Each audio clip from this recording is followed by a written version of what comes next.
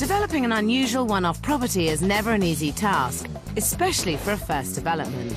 Overcome those challenges and you could rake in thousands. Tonight I'm with two sets of developers who think they've hit gold with their unique and interesting properties, despite their extremely awkward locations. Well, I bought this property and I didn't have a problem with the entrance coming off the car park.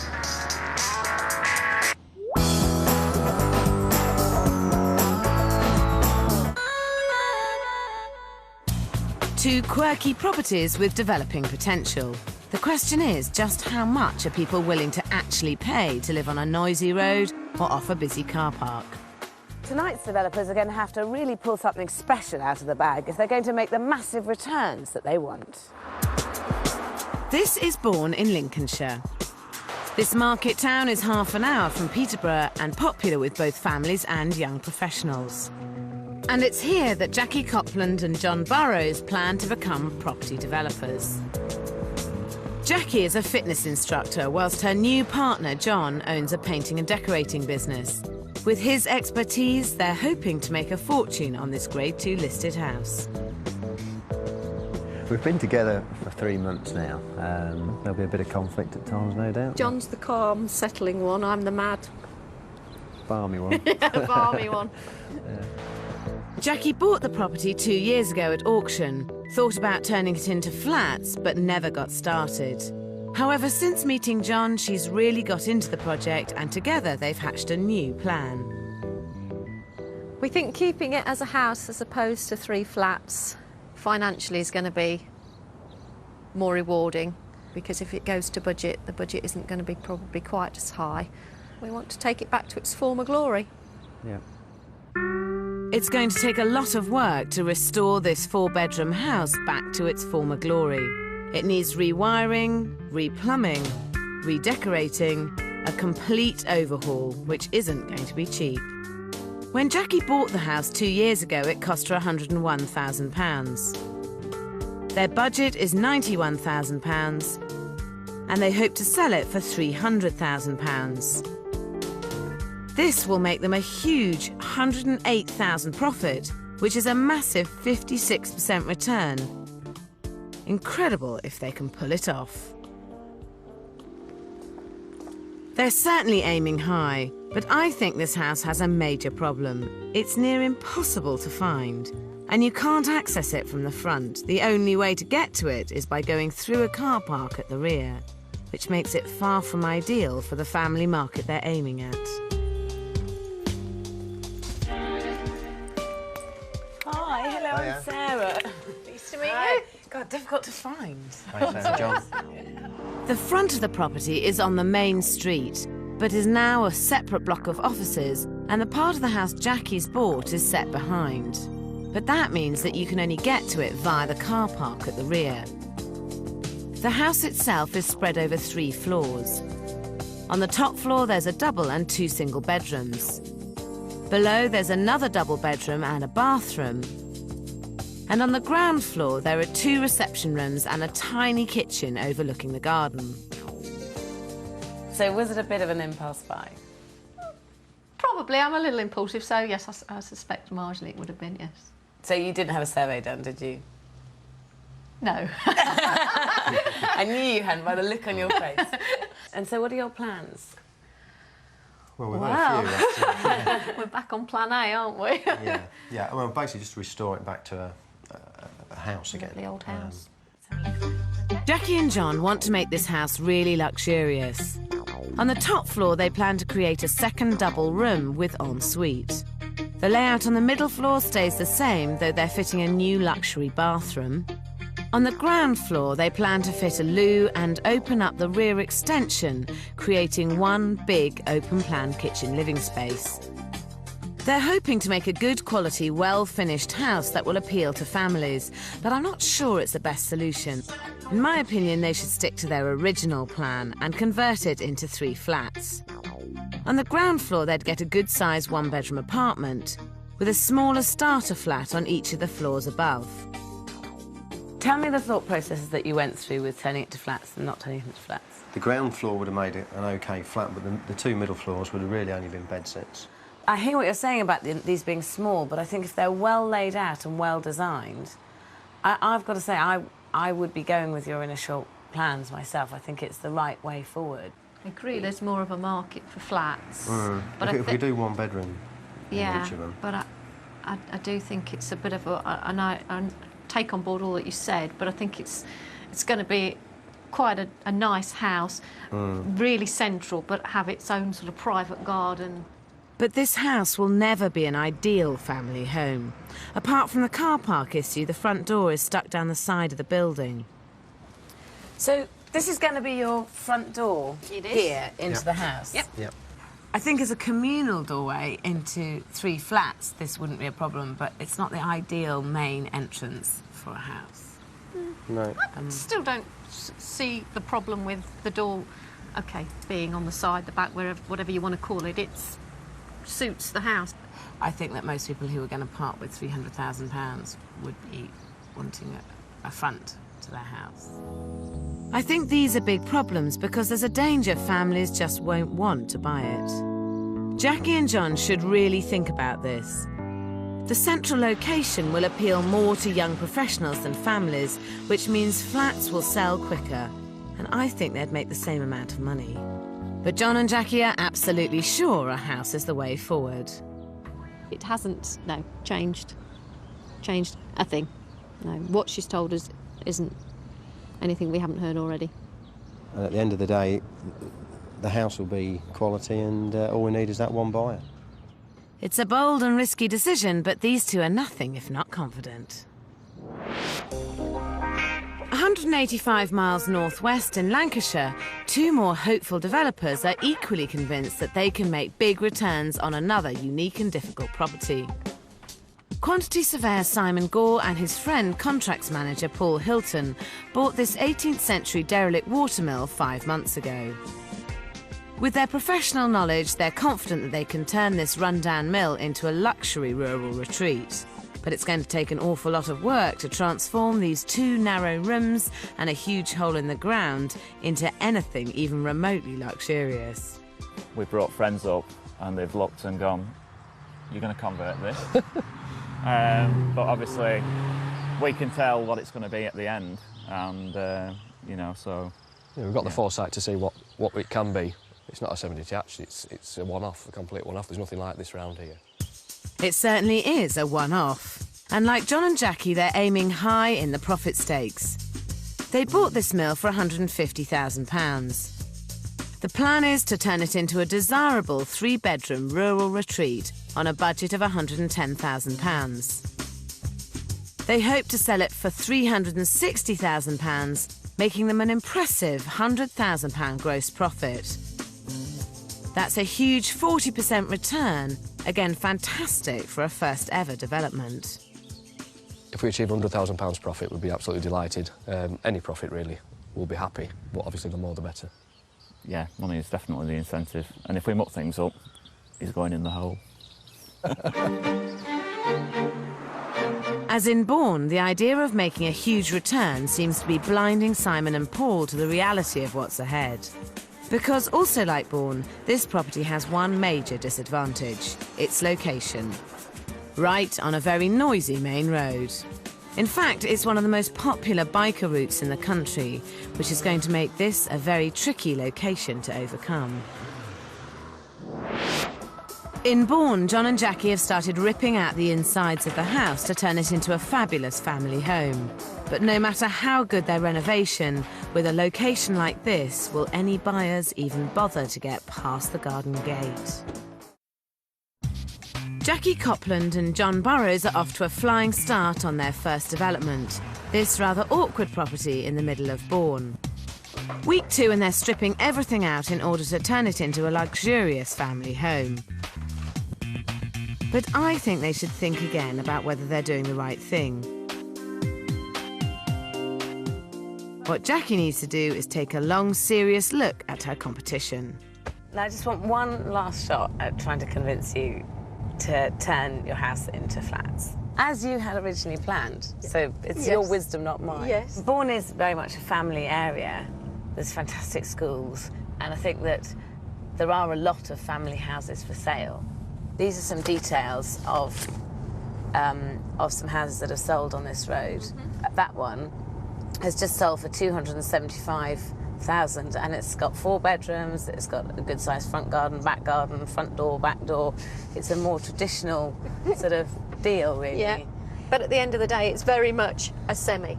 And this house is on the market for 310 just here, but that hasn't actually sold. That's the one that's double fronted, and it's that one.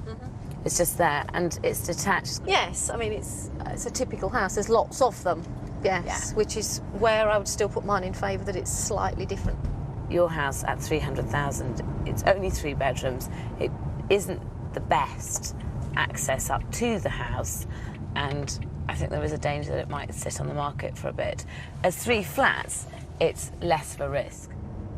I know that it's going to be done well, it'll look right at the end of it, and at the end of the day, it'll fetch what it's worth. Jackie's mind is well and truly set on the luxurious family home plan. Her budget includes £41,500 for all labour and materials, £11,100 for electrics and plumbing.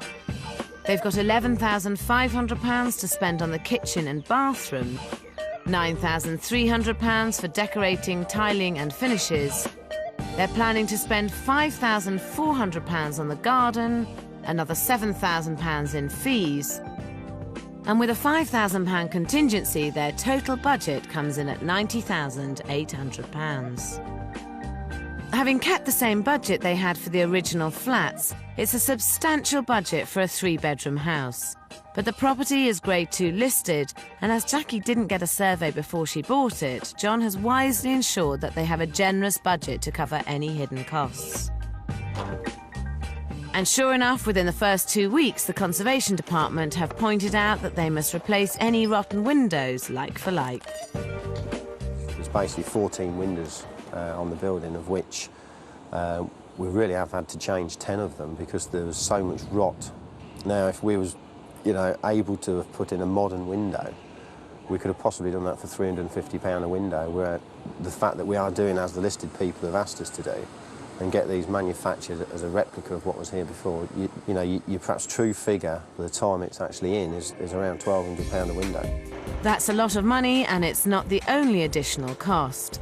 Instead of just replacing one wall as planned, building regulations require they rebuild the entire back section of the kitchen extension. These extra structural costs can't be avoided, so if they want to maximise their profit, they need to cut back in other less essential areas. But John and Jackie have their sights set on creating a top-class luxury home with no expense spared.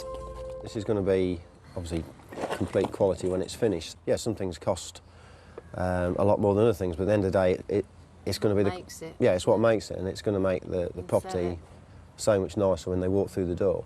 It's going to be fantastic. Yeah. In Lancashire, Paul and Simon are hoping to also turn their derelict watermill into a luxurious home. But with a busy road to contend with, I wonder if they've bitten off more than they can chew. You've chosen a very unique and unusual property as your first development that has massive challenges. Because not only have you got the road to deal with, you're taking on a restoration, working below ground level. There's a whole load of issues which would be complicated in themselves, but to be doing this as a sort of first off is brave, maybe a little mad. What we're intending to do is use our professional knowledge, and hopefully it'll benefit us when we get into the thick of the project. And the other main issue is going to be timing on this, because you want to finish it in 5 months, and I think it's essential that you do, because the danger is if you don't, you're going to miss that September-October market, and you'll be into the winter, and trying to sell this house in the winter, I think is going to be quite hard work. We could, if we needed to, reduce the amount of profit we're looking at and throw more money at it and get more labour in. That would be a very, very last resort, that would be. And if it means us resourcing it in a way that we have to put more hours in to get to where we need to be, well, that'll be the case. So you'll work nights? The baby will be here with a paintbrush, everything. Paul and Simon have got major plans for their mill. Currently, it consists of 2 rooms on the ground floor with a hole in the ground below where the water wheel used to be. They intend to build stairs down and waterproof this space, which will become a master bedroom with ensuite and French doors onto a sunken patio. Above this will be a kitchen diner and a sitting room next door. They are also building a new 2-storey extension alongside the original building, which will house a bedroom and bathroom on the ground floor and 3rd bedroom upstairs. Getting all this done in just 5 months is going to be really tough, and before they can even get started, they suffer their first setback. Heavy spring showers initially put the project back 3 long weeks. The location of this property keeps working against them. Not just the busy road, nor being in one of the wettest parts of the country, but it just happens also to be situated in a place of historical interest. The first recorded watermill was built on this site 800 years ago, which means that when the rain finally stops and work starts, they need to have an archaeologist oversee all the excavation work. There's a real danger that if this site turns up anything of interest, it could hold the project up by months. Paul and Simon now have to spend 2 agonising days watching one man digging around with a trowel. Are we getting along? There's obviously a lot of rubble been dumped in this area. I take it that there's nothing that will stop us really carrying on. No, I don't think There's so. no delays or anything? No, it's all pretty late. There's quite a good wall there, but I think that's probably 19th century. Should be no problem, really. Fine, fine. Right. That's the good news, and at last they can get cracking on the site. But no sooner does the digger get going, there's another hitch. Clearing tons of old concrete out of the mill race and the side extension foundations is a much bigger task than they thought, and takes them 2 weeks longer than predicted. Currently we're approximately 4 to 5 weeks behind programme due to the weather. That's cost us alongside the breaking out of the concrete, and it is frustrating because we want to get on. We'll both hold our hands up and say it's been harder than we thought it was going to be. Yeah. And I think if we were both to be honest, we'd both say we'd much rather have opted for a new build. But I think the delays are the least of Paul and Simon's worries. Adapting the 18th century mill for 21st century living is a real challenge. And with the layout that Paul and Simon have planned, they'll end up with a tiny pokey galley kitchen. That would be a real disaster for this development. I've come to convince them to change it while they still can. You've got kitchen units both sides, haven't you? So once you've got your kitchen units, which come out 600, so they're going to be there, this side, and you've got your kitchen units, assuming it's there, you're going to be left with about 90 in the middle, which is going to feel very tight for a country retreat kitchen. It's our intention to take this wall out here, which backs onto the living room being on the other side. And it's approximately 600 millimetres thick, so we can actually reduce it in size, put a new blockwork wall up, which is 100 mil thick, further that way. So you'll take this wall down because it's so thick and rebuild it much thinner, giving you a bit extra space here.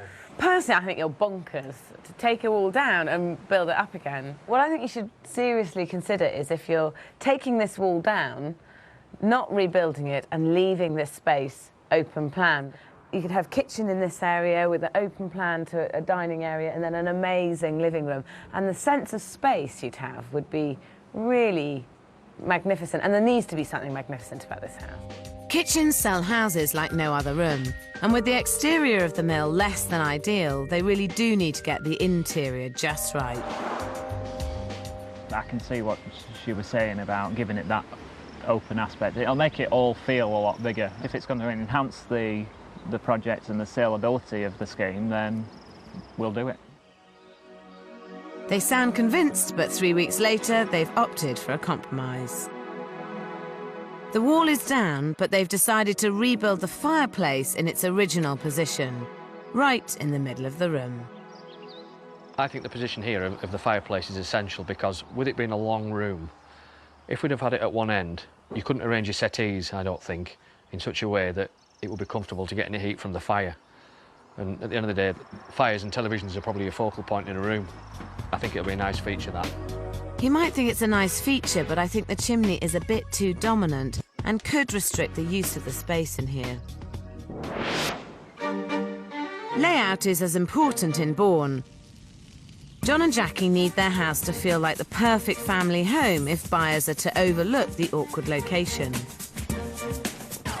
They're now 6 weeks in and the kitchen extension is taking shape. You've rebuilt this area here, Yeah, yeah. and this is going to be a kitchen breakfast room. Yeah, kitchen diner. Kitchen dining room. Yeah. Right, and where's the kitchen going? Well, basically all around these walls here. I mean, that side's going to be the sink. It's going to be like a double Belfast sink, and then you've got base and wall units all around here. You've got the range and canopy there, and then you've got like a peninsula that comes off here with the fridge and freezer. Right. Normally I would agree that put the kitchen at one end and the eating at the other end, but because it's very light, this area, and I think it's a shame to not have the table, which is the area that you sit in, near the lightest part. I don't know if it's going to be that much darker over there. Do No, you have the I mean, at the ceiling moment high? it's a little bit overcast. I'm wondering whether it wouldn't be better to put kitchen units along here and all the way along this wall and along that wall, so that you leave the whole room open, and then you can have a table here, or it can push that way or push this way.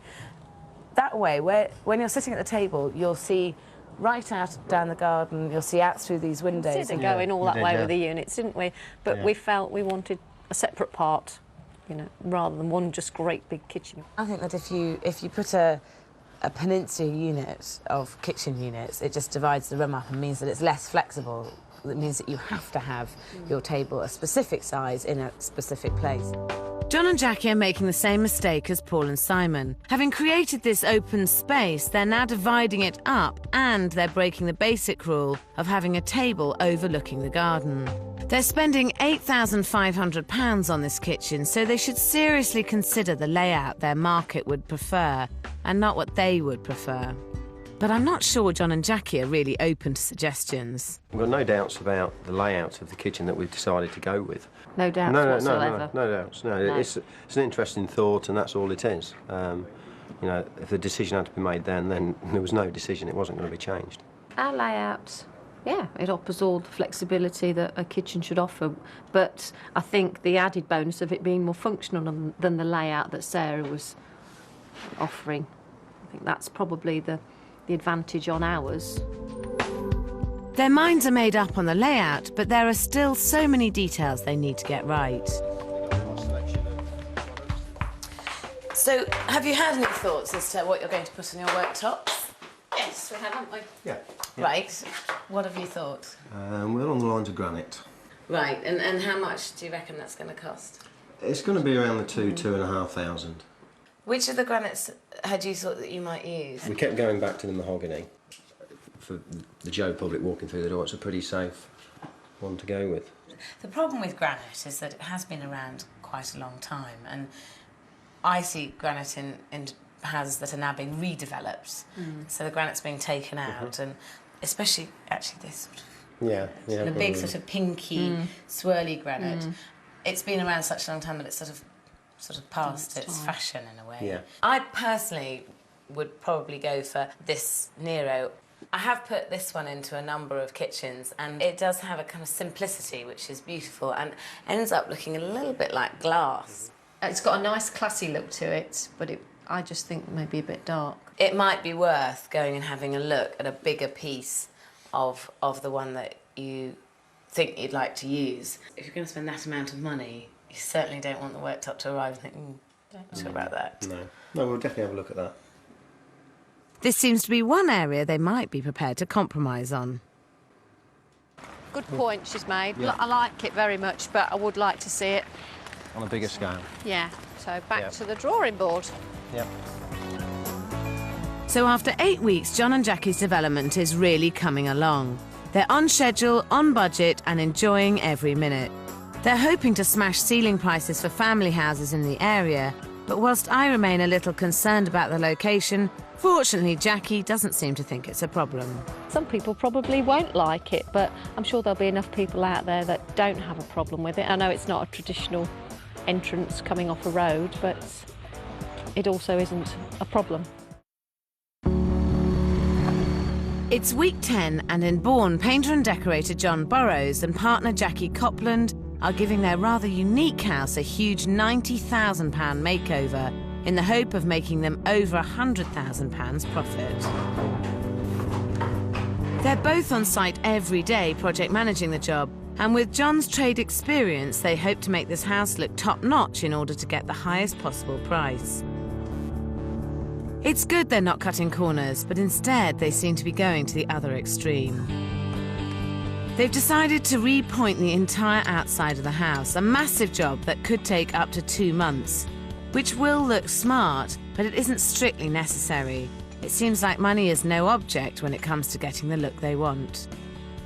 We could have, saved money and put in a lesser kitchen, lesser bathroom, and done possibly less work here, but at the end of the day, you get what you pay for, and we're expecting the people who buy this, they're going to get an absolute quality product, and I think the people who will buy this will know that, won't they? Oh, yeah. The people that don't appreciate that won't buy it, won't pay that sort of money. We'll go and look elsewhere for something that's been done at a lower level.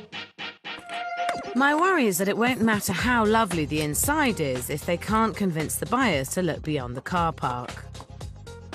I want to help Jackie minimise that first impression. Now, the reason that I wanted to talk to you out here is because I wanted to discuss the access situation of your house, which I think there are going to be some buyers who are going to have an issue with the access because it is sort of semi-industrial and it's unconventional, and some people are going to have a problem with that. I can't see the big issue between how you find it so detrimental that it's a car park as opposed to a busy road. I think it's the fact that it's got a feeling of the back of shops to it. The area out here you can't affect. It's going to be what it is. But maybe you should put the brakes on to a certain extent with the specification inside and really concentrate on the garden, because you can make it really effective, that area. How much are you planning on spending doing all of the garden? I think we'd allowed about £5,000 in the budget. 10% of your total budget would be £9,000. And I think it would be reasonable to spend 10% of your budget on a garden this size. Yeah. Obviously, we don't know exactly how much it's going to cost, but we'll make sure that it gets done properly and has the right look. So if it goes over the 5, then it won't be a problem. I think you should put the garage, let's use this as the corner of the garage, about here. You're having the garage doors facing me? Facing you. Okay. Yes. Yep. So you'd have the garage, you'd come in and you'd be able to turn and go into the garage this way and reverse out. Yep. I think I'd be tempted to have electric gates on so that you can come in on a bleeper. Yeah, I think that's a good idea. Then I think you need to have a fence so that it very much divides the parking from the rest of the garden. So you feel that it's a transitional area between the two, about here. The next issue this garden has to address is that it needs to guide visitors to the main entrance on the side of the house. The important thing with this garden is to try and lead people down to the side door so they use that as the front door and aren't tempted to use the kitchen doors as the front door. Yeah. So I think if you start as far as you can to the left and then you have the path twisting over to the right relatively quickly, because the only problem with a very curving path is people will tend to just cut the corners off and just walk across it anyway. Yeah. But then when you come down to this end here, you've got to keep people over to the right. And I would personally put a seating area here. So you put the table and chairs here, which actually obstructs this door so that people aren't in any way tempted to go through there. All of this is trying to force people down so that there's absolutely no question in their mind that they use the side door as the front door. Yeah. Jackie and I seem to be seeing eye to eye. Work starts almost immediately on the garden, turning it into something that will make buyers forget the car park as soon as they walk through the gates.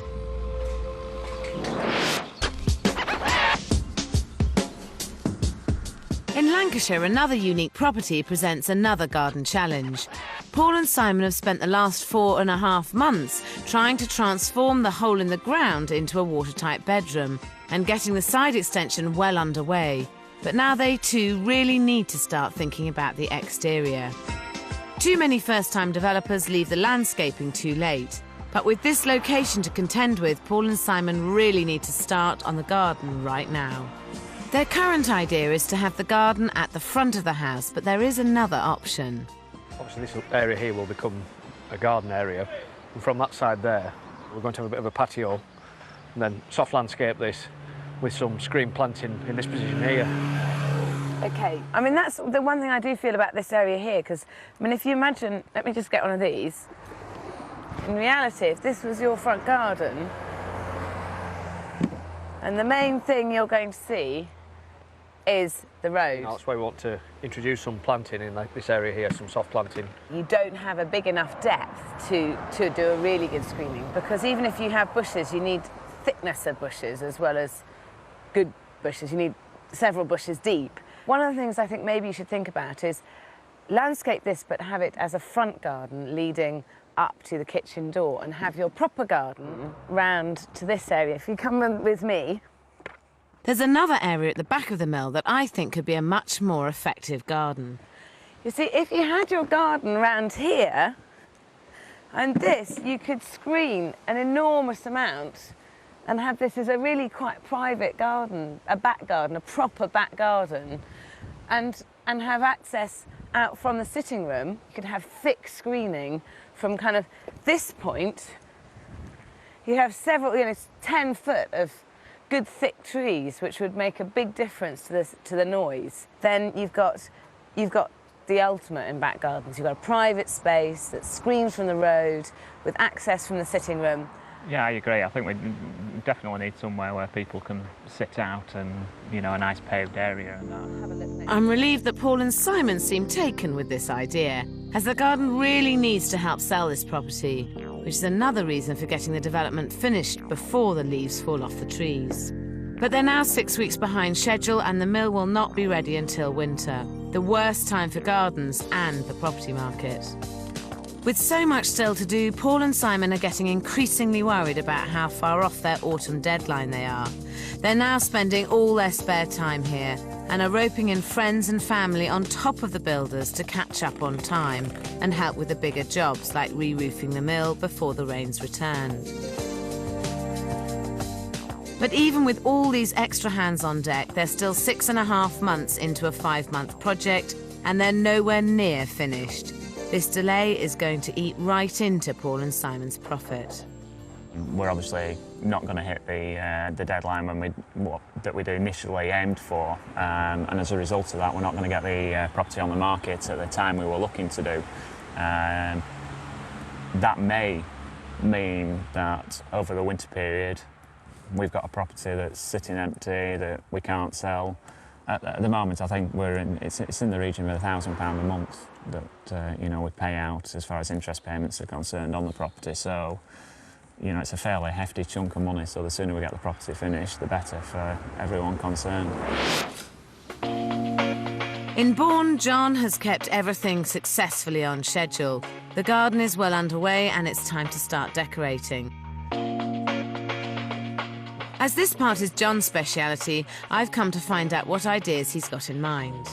Yeah. These are the colours that you're thinking of using, are they? Yeah, just a starting point, really. OK. At the moment, we're sort of still playing with colours, but we did quite like this one. Right. Purely because it's nice and warm and it sort of goes nicely with the brickwork. Yeah. It does bring me on to the chimney breasts, and originally they would never have been exposed, and they're quite a big, bold statement in each of the rooms, and quite obtrusive. In terms of a development, it's enough of a statement to have the chimney breasts exposed without having another bold statement on the walls. I would be tempted to go along the lines of this sort of colour, because I think a more neutral tone. Yeah. I mean, this is what you do for a living. What colour do you normally paint in? Well, a lot of the new developments, they're all in magnolia and white. And why do you think that is? Basically, the builders do it for ease. They don't want to get involved with giving the customer a choice of colours. The thing about a development is that somebody's moving into a house where they don't have to do anything, and they can live with magnolia because no one hates magnolia. You might think it's a bit dull, but you can't hate it. And And then you have the advantage of everyone can move their stuff in, and then they can think long and hard about what colour that they want to use. Yeah. But we have got a decorating business. We can change the colour if they really don't like it. So you will be using some bold colour? Oh yeah, we will, yeah. John's falling into the old personal taste trap again. This property really needs to appeal more than ever to as wide a possible market, and he's contemplating colours he likes, which could actually put people off. Although he does decide to stick to neutral colours in the bedrooms, in the sitting room it's a different matter altogether. I love this colour. It's not as dark as I thought it was going to be, which is probably No, it's got a nice glow to it. better. Yeah, I mean, there's only the one window in here, so it's always going to be a slightly darker room, so we just felt... Rather than try and make it light. Cosy. Yeah. Hence the dark colour, but I think it's a great colour. Once again, they've gone for something they like, but their buyers may not. And it's the same throughout the house. John and Jackie are so set on having a development they can be proud of that they're spending much more than's necessary. If they spent less, they could lower the asking price and still make the same profit. But from the chest-high tiles in the bathroom to the sandstone tiles downstairs, from the £8,500 kitchen to the blinds and curtains, they're certainly not holding back. Back at their house, going through the bills, they're still convinced they've made all the right choices to guarantee they'll get their massive asking price. I don't think anything we've done has been an extravagance. I think it's just been right for the way we wanted it to be, to look. Yeah, you can't sell a house at the top end and put the bottom end products in there. Don't work. In Lancashire, even though the project is moving forward, Paul and Simon are months over schedule, which means it's my final visit and they still have a long way to go. Though you can see how fantastic this unique property is going to be. The hole in the ground is halfway to becoming a master suite. The new side extension, which will eventually house 2 more bedrooms and a bathroom, is taking shape. Paul and Simon took my advice and have removed the wall between the pokey sitting room and kitchen, which will give them a much more effective open-plan sitting room when it's finally finished. All the delays have cost them thousands in extra interest payments, but Paul and Simon have been cutting back on labour costs by doing as much of the work they can themselves. How is the budget at the moment? At the moment, we spent somewhere in the region of £50,000, haven't we? And we've got an estimate about, from what we'd said originally, about 60,000 still to go at. And I'm quite aware that there's some big items to come out of that, like the kitchen, 2 bathrooms to fit out. Flooring, decoration. It's quite a lot of things to actually include in that, isn't it? The key is now you've got to make sure this looks absolutely fantastic when you've finished it. Well, I've always had an eye on the quality side of things. If the product's not right, for the money we want for it, we won't get it. With so much at risk, I've brought in agents at this stage to see if they can get their £360,000 asking price. The only problem that I can see from first impressions is obviously the road.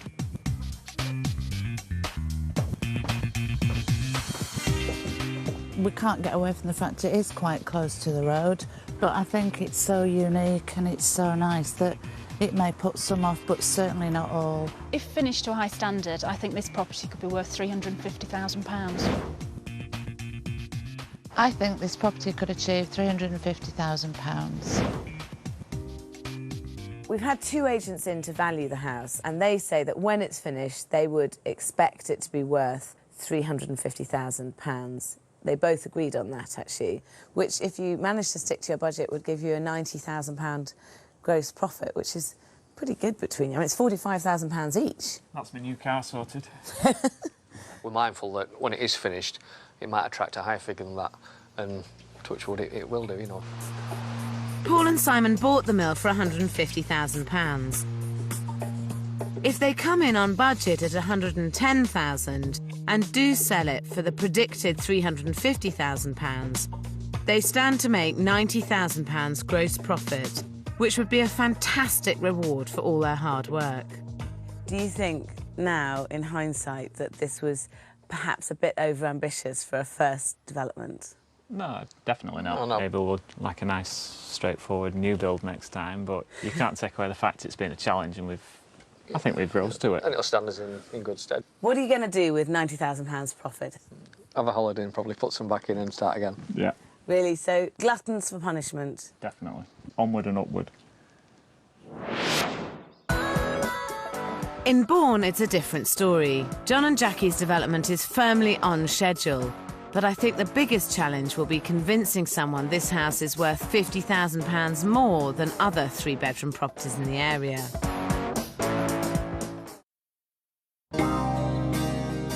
Five months ago, the biggest problem this rundown house had was its awkward location.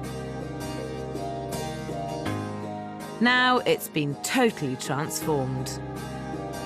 By spending money on the garden and separating it off with a gravelled garage area and high fence, they've overcome this and given the house some privacy.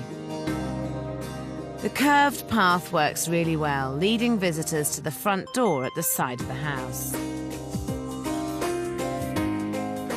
Inside, this once run-down building is now immaculate. John and Jackie have really gone all out to create a comfortable and luxurious family home, finished to the highest possible standard. They got the quality they wanted, but at a price.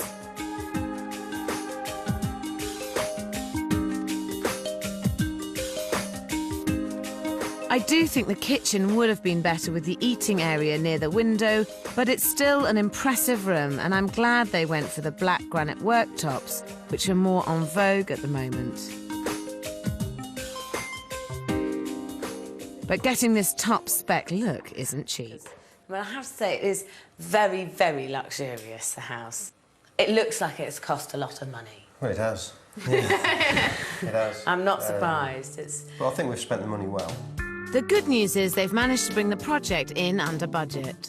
They've spent a little more on the bathrooms and the kitchen at £12,500. Decorating and finishes rose to £10,300. They spent an extra £1,500 on the garden.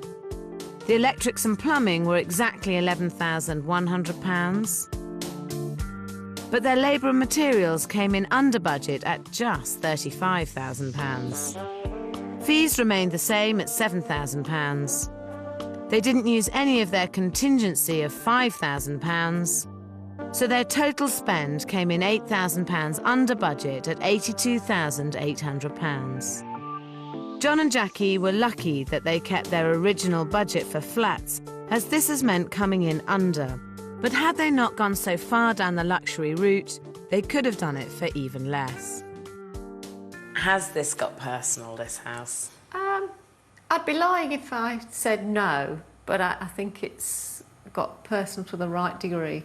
Yeah. I'm just not sure with this particular development that it needs to be as luxurious. I mean, it's a fabulous house. It's got gorgeous high ceilings. It's got a lovely big garden, but it's always going to be limited by its downsides. We could have perhaps spent less, but it is also a bit of a statement product for us because, you know, they sent... You know, we're going to do a lot more of these, hopefully.